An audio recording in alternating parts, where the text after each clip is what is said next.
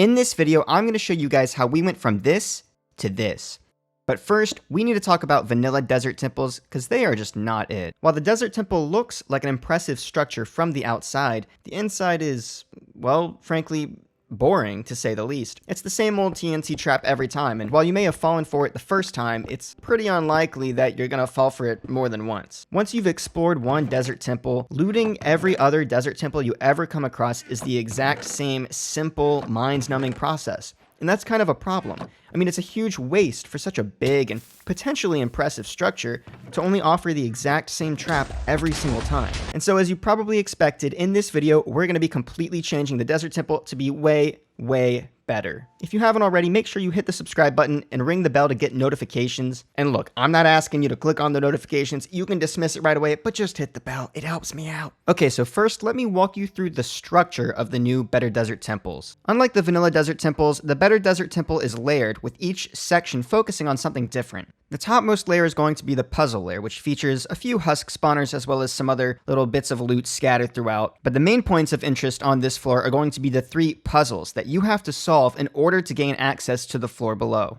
Some of these puzzles are frankly trivial and incredibly easy, others get a little bit harder and maybe more difficult to figure out, but ultimately you will be able to solve the puzzles no matter who you are. As you solve each puzzle, its corresponding lantern will light up. And once all 3 lanterns are lit, you'll gain access to the floor below. Now this bottom floor is focused on looting, traps, and parkour. We combined all 3 of these elements to give an experience that should be dynamic and rewarding for the player without being too difficult, because frankly, the Desert Temple is an early game structure. It shouldn't be too difficult. All I'm showing you guys right now is a few of the rooms that you can expect to find in this temple. Overall, there are dozens and dozens of rooms to this part of the temple, if not over 100. So there's definitely a lot of random variation, so no 2 temples will ever spawn the same. The rooms are designed such that you're going to have to make your way all the way around to the bottom of the temple, eventually ending up in the throne room, where you might find yourself a little bit of a special surprise. Now, if you're like most people watching this, you're probably thinking to yourself, but Young, I can just mine through the floor.